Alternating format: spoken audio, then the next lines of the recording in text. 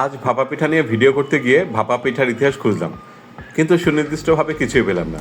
কী আর করার, তাই পিঠার ইতিহাস নিয়ে সার্চ করা শুরু করে দিলাম। মজার এক গল্প পেলাম সামনে। পিঠা নিয়ে ময়মনসিংহ গীতিকায় একটি গল্প আছে। কাঞ্চনমালা নামে এক রানী ছিলেন।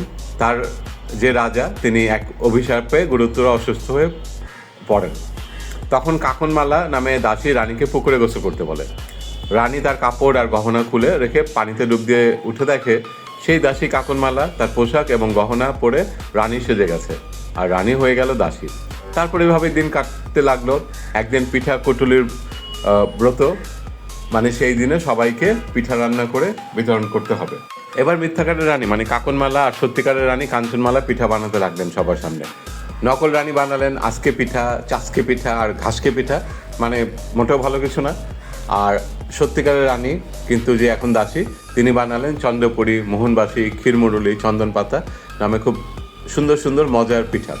এটা দেখে সবাই বুঝে গেল আসল রানীকে আর নকল রানীকে। তার মানে আজ থেকে 400 বছর বা 500 বছর আগে এদেশে পিঠার প্রচলন ছিল বেশ ভালো করে। পিঠা ভালো করে বানাতে পারা একজন নারীর অন্যতম সেরা গুণ ছিল। তাই এরপর আপনি যখন কোনো পিঠা বানাবেন অথবা খাবেন, তখন মনে রাখার চেষ্টা করবেন যে শত শত বছরের ঐতিহ্য আছে এই পিঠাগুলোর মধ্যে। আসলে বাংলাদেশের পিঠার ইতিহাস কম করে হলো 1000 বছরের পুরনো, কিন্তু এ নিয়ে খুব সুনির্দিষ্ট উৎস বা সূত্র খুঁজে পেলাম না। এদিকে গবেষণা হলে খুব ভালো হতো।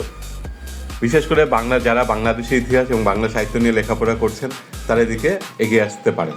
ভাপা পিঠা নিয়ে এই ভিডিওতে ভাপা পিঠা নিয়ে কিছু বলা হলো না, অসুবিধা নেই, পরে আবার বলা যাবে না হয় আরেকটা ভিডিওতে।